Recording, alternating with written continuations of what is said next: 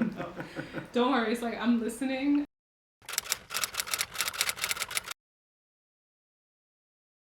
Growing up,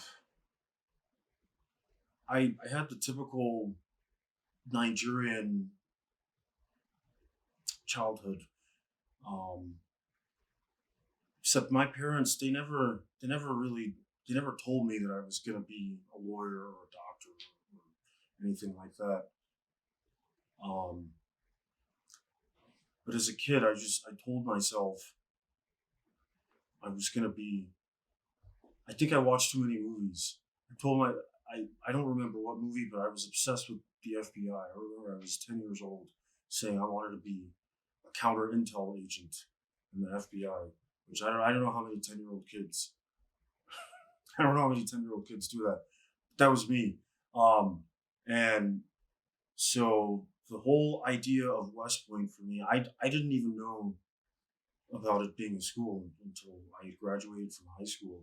But um, I was going to the University of Arkansas, and I was gonna attend on an ROTC scholarship, and a family friend, a friend of my dad's, he was a Vietnam veteran, and he told my dad that he thought I had the leadership qualities of an officer in the army, and I should really consider attending West Point. So that was where that idea got implanted in my head.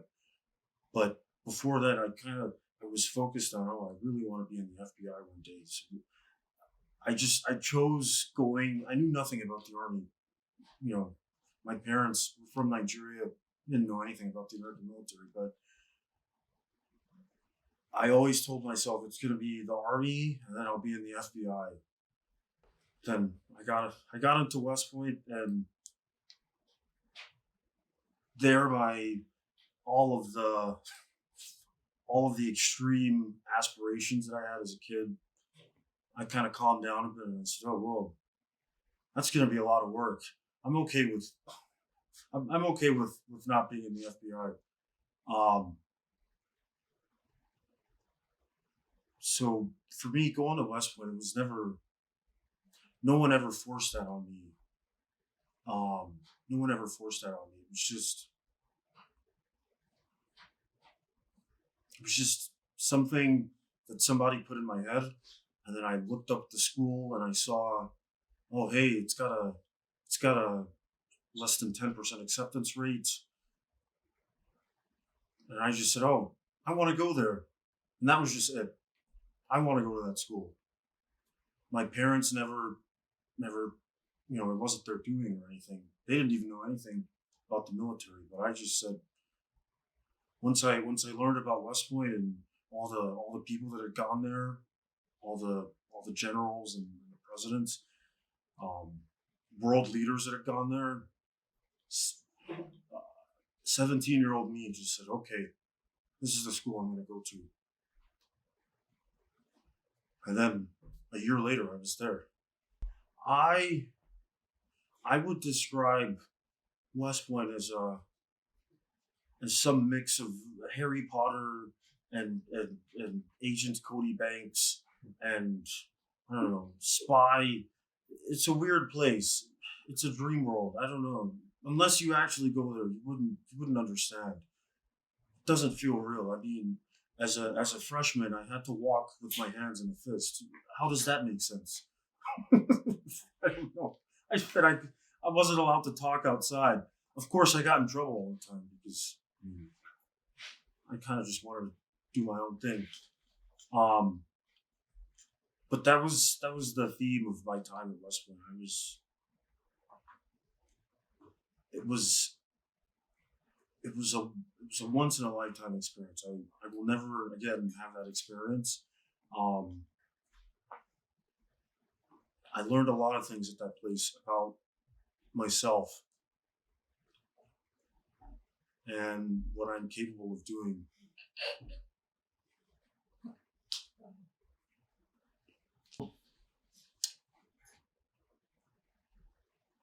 Class rank wise, I was not a rock star at West Point. I was bottom third. So senior year, when it came time to pick jobs, I did not have too many options available. My only two options were infantry or air defense artillery, which is electronic warfare. And so I took a good hard look at myself, and I said, in the infantry, people tend to get shot in the face, and I don't want to get shot in the face. So I'd rather learn about computers. So that's where the choice came down to. I think I picked a good choice.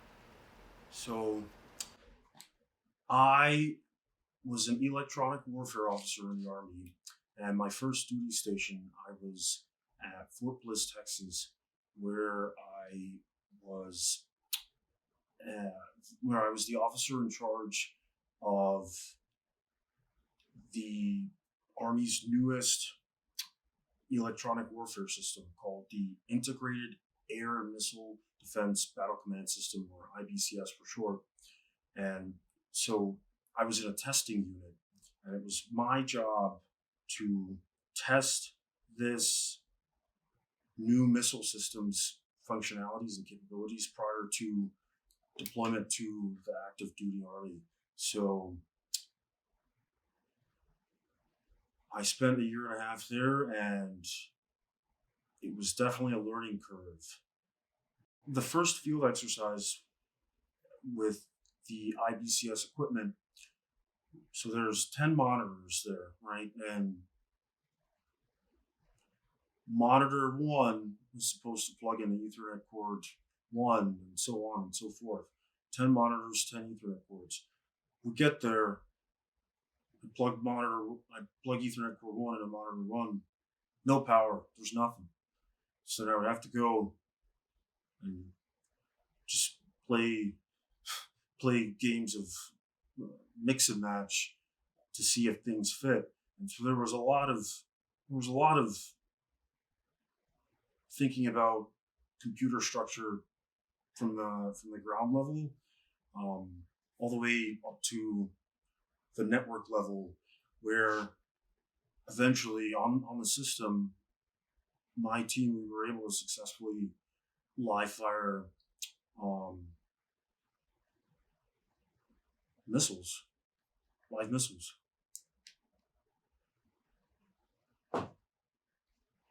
As an electronic warfare officer, I've taken all of the things that I learned from the Army about computers. Now I'm a cybersecurity master's degree student at New York Tech. And what I love about what I'm studying is, in some capacity, everything that I'm learning about cybersecurity, I can always look back to my Army experience and go, oh, hey, I did this. We're talking about intrusion detection. Oh, yeah, I practiced this in the simulator, or any of the other domains of cybersecurity. I have experience with that, and there's definitive things that I could point to in my career, as an electronic warfare officer, and that's really cool. So for me, I really enjoy studying cybersecurity because it doesn't really feel like schoolwork. I don't know how else to describe it. It's just vibes.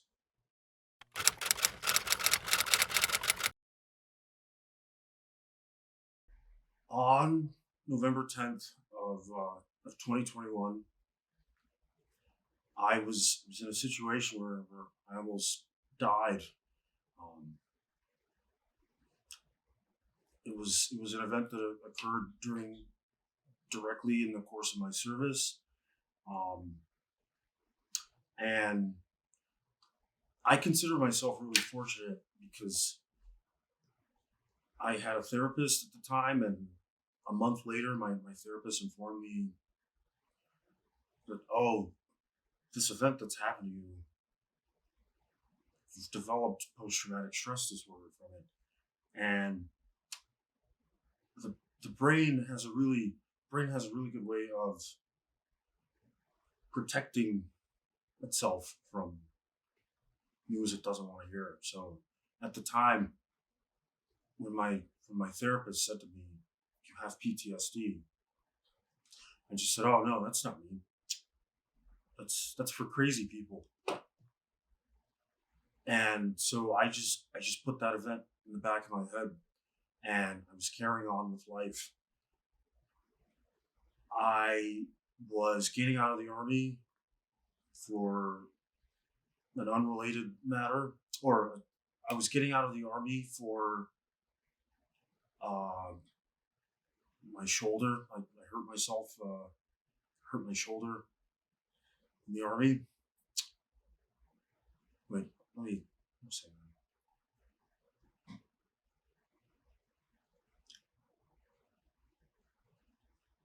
At that point, I buried that event so deep in my mind that I couldn't even remember it happening. Um, and by November of 2022, as the 1 year mark of that event was approaching, I was just not in a good headspace. I left my first job out of the army, and I was just kind of stuck. I didn't know where I was going to go career wise or where I was going in life. Plus, I had this. So in my head, I knew that that November of November 10th. I knew that it meant something to me, but I'd forgotten what it meant, because again, the brain does a really good job of protecting you. Um, and as the date got closer,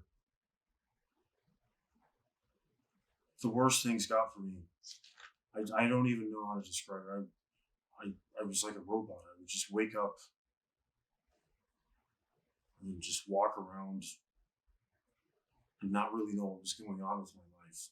All I knew was there was just scrambling in my head. And one day, right around Thanksgiving, I just randomly heard about this podcast called Depressed Mode. And the host of the podcast, he has lots of celebrities on all the time. And for this particular episode that I was listening to, it was this man, Jason Kander. So he's from Missouri, and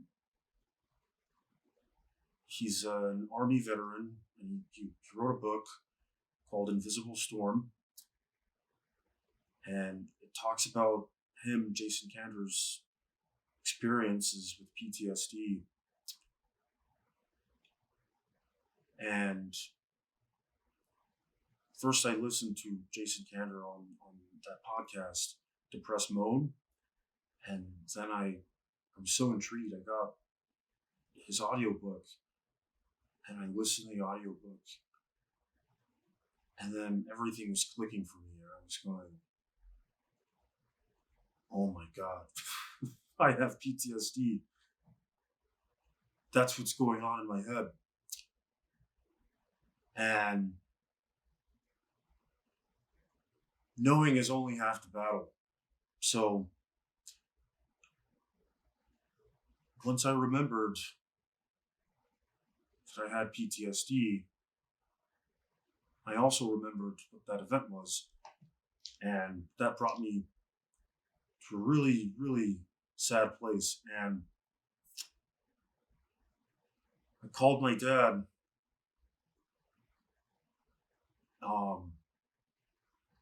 one day, and I was just crying my eyes out. So I was telling my dad, I'm saying, okay, I've got post-traumatic stress disorder, and I know I have it, but I have no clue what this means. and I don't know what's going on with my life, and I don't know where my life is going from this point. And my dad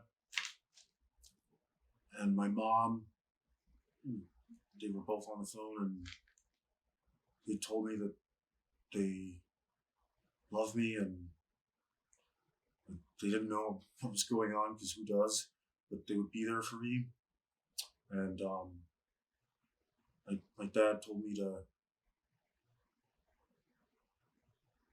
take another look at getting back into therapy, because I was on a break up until that point in my life. And I listened to my dad. I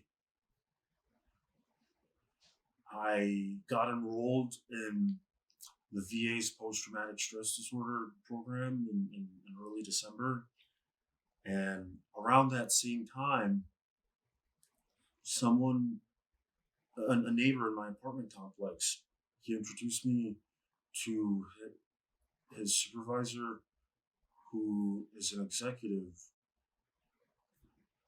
in the city and is also a West Point graduate. And so this West Point graduate, this man who doesn't know me from anywhere, once he heard that I was a West Point graduate too, um, he asked for my number. We ended up talking on the phone, and meeting up, where I would talk to him and just telling him my worries about the future. Um, and this man, again, this complete stranger to me, just he talked to me, and he told me that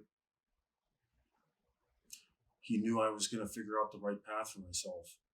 And he also looked at my resume and said, "Hey, you actually have a lot of computer experience. Have you thought about going to grad school for cybersecurity?" And I go, "Oh, no, I never thought about that." And then he said, "Okay, well, when you decide what school you want to go to, I'll write a recommendation for you." So I found New York Tech, and this guy wrote me a letter of recommendation, this fellow West Point graduate, and that's how I'm on the journey I'm on right now as a grad student. I'm doing really well in the program, and I am always very thankful to people who look out for me. For my VA treatment, my VA PTSD treatment program, it consists of weekly therapy. It's, it's always there's waterworks. There's lots of crying. I get a good cry at least once a week, but it's good. It's good for me. It's cleansing. Um, I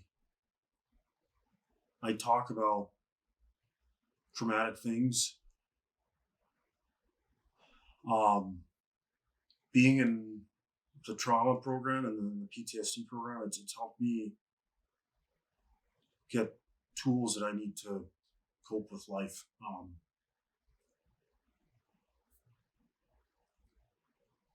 I like to describe post traumatic stress disorder as just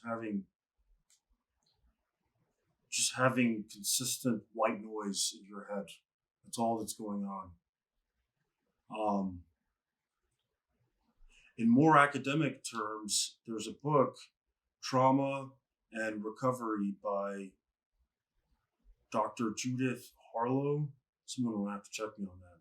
But I know the book is called Trauma and Recovery. And she explains that there are three components to PTSD. So there's hypervigilance, intrusion, and constriction. So hypervigilance, that's always being on the edge, just prepared for danger, because I've been in dangerous situations. So I'm always just ready for the next thing to happen. I don't know what the next thing is, but I'm ready for it. I've learned a lot of coping strategies, and most of them come from therapy, and the other ones are just from me going about in daily life and figuring out what works best for me and just trying to manage this disorder. So, from therapy, one of the most important things that I've learned is grounding. So, I tend to have a lot of, I call them mini panic attacks, but I have a lot of panic attacks throughout the day. Um, and I always ground myself by, the process of grounding is just taking notice of your body in all of its totality. So, you know, oh, I'm going to ground right now. Hey, I'm in front of a camera. I can feel my hands as I'm doing this with them. You know, I can tap on my feet. You know, start looking at things around. Oh, I'm surrounded by lights. It's so bright in here. There's a fan in front of me. So if I were having a panic attack, what I would do to bring myself to a level where I'm not panicking anymore is I look around and I just observe whatever's around me, and I say to myself very quietly, all right.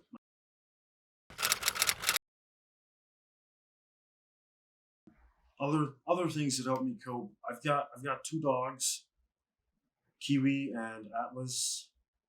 Kiwi is a German Shepherd, and Atlas is a little rat terrier. I love them so much, but they're always chewing up my stuff. But I still love them. But they help me out. I love I adopted both of them in 2021. I love going on walks with them, taking them to places. I love coming home and I let them out from their crate. And just they always love to see me. That's always great. And hanging out with friends. I try to make friends with people. Just trying to be a friend to people. And I'm kind of spontaneous too. I like to do anything. I could go out with people and all right, I see a sign that says open mic comedy. I'm gonna jump in. Just gonna do some comedy or karaoke. Oh, I want to go there and just sing in front of people. I just I love doing things like that because I love life because I know how short it can be and how quickly life can be threatened. Being being at West Point was one. It was a fever dream, and then the army was another fever dream. I would, at West Point, I would wake up. This was a typical day for me. I would wake up at 6 a.m. I would go to my military swimming class, where that day I have to put on some gear and jump into a pool backwards with a dummy rifle. Right, that's my first class of the day at 7, and then I have to take physics after that and other things. Right, that was my life. Have to rappel from airplanes and shoot guns and stuff. Oh, rocket launchers. I've done that. That's really fun. If you've never shot a rocket launcher, that's actually a lot of fun.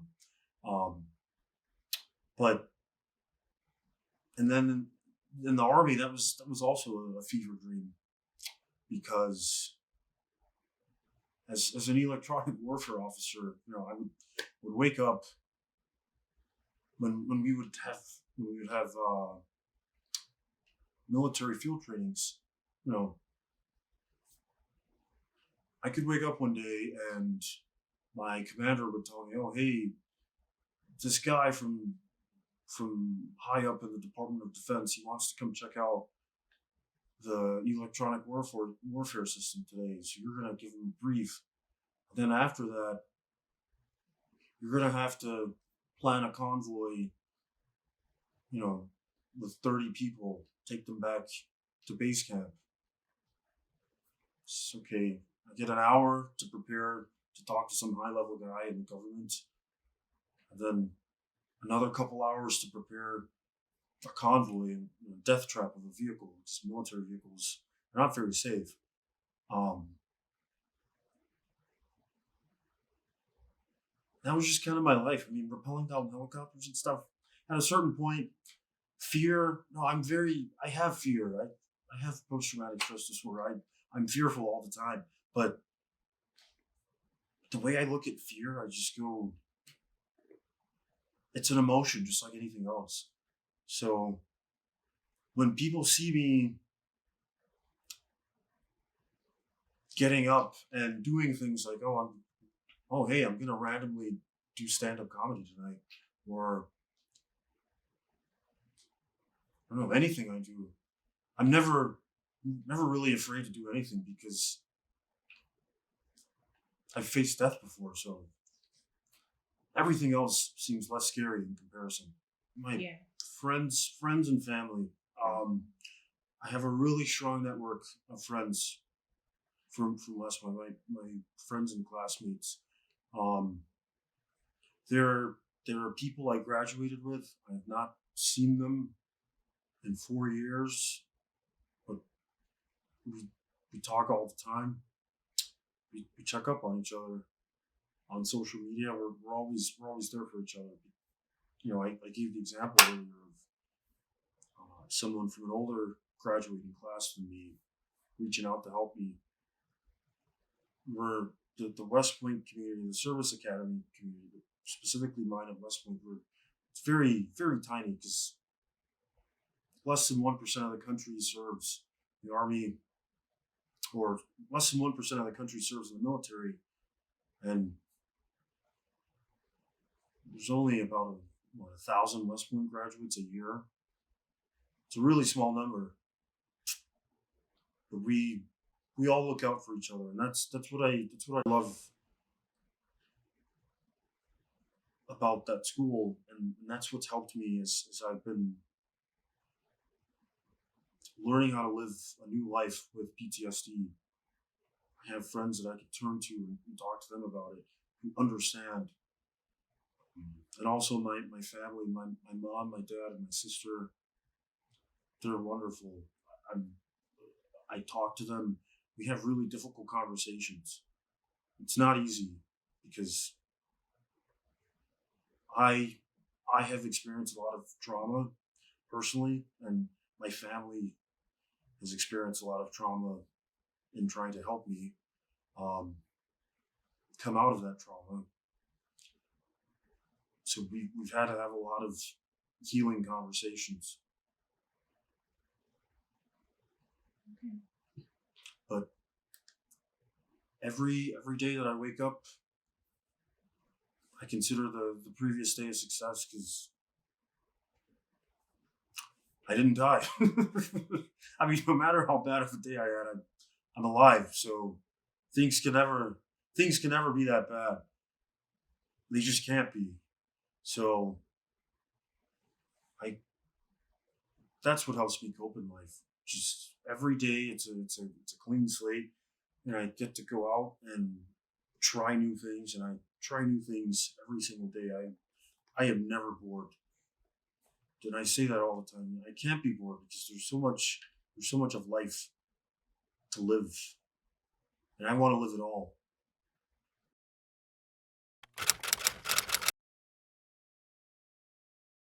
Sometimes people ask me if I would do it again, being in the army. The answer is no, because my time in the army is over. It ended for a reason, and it's the past. But that doesn't mean that I'm done serving, I'm always looking for ways to help people. So I am also a certified information system security professional, or CISP certification holder. And to have that certification, there's also an oath where you're promising to protect people, society at large, human life, society at large, um, and people. So that's why I'm so drawn to cybersecurity, because it ties directly to my military service, because I get to protect information assets. Um, it's a very valuable skill that, as I'm still navigating my post army life, I'm trying to figure out ways how could I use my cybersecurity skills to serve in some capacity. I don't know the answer yet, but I'm sure I will. And having a CISP doesn't hurt.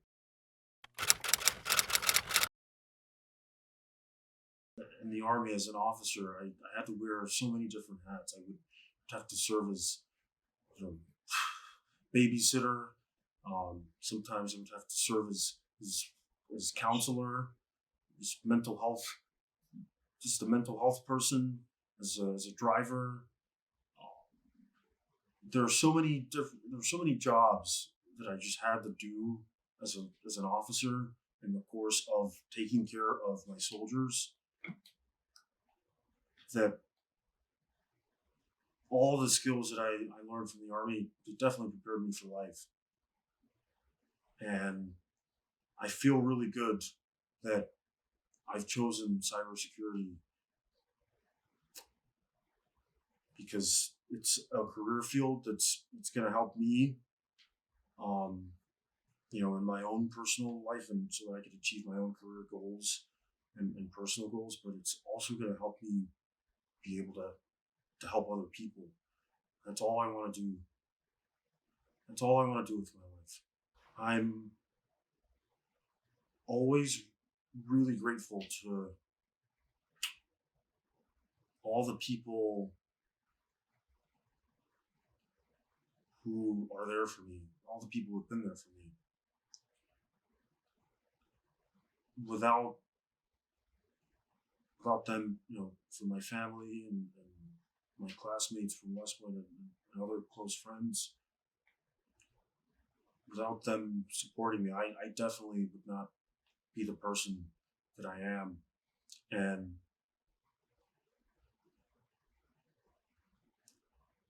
I love talking openly about my struggles with mental illness, and especially with post traumatic stress disorder, because I go about daily life and I say, wait a minute, in my head,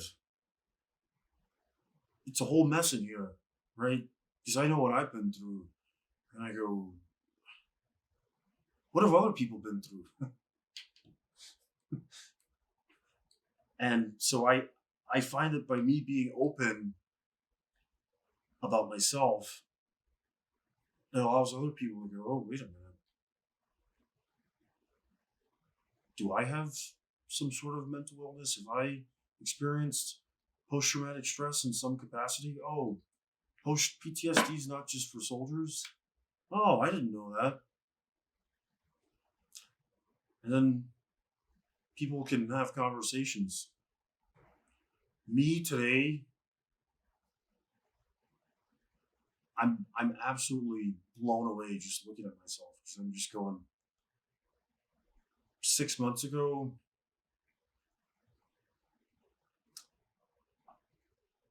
I was just not in a good place in life. And I give myself credit, because it's been a lot of work. There's a lot of therapy. There's a lot of crying. There's a lot of difficult conversations involved, and a lot of really difficult work. But the person that I am today is doing so much better than the person 6 months ago. And I am really grateful to everyone who's helped me get to this point, and they're all the reason why I keep doing what I do. Hey everyone, thanks so much for watching the second episode of our Student Success Series. For more, you can visit our website, manhattanglobe.net. Our YouTube channel is Manhattan Globe, and you can follow us on Instagram at Manhattan Globe. If you want to be featured, you can shoot us a DM, scan one of our flyers that's around campus. You should see the little QR code, and that will take you directly to our page so that you can let us know whether or not you'd like to be featured. For more, if you have any further questions, DM us, email us, or visit our website, or just say hi. You'll see me around campus. Bye.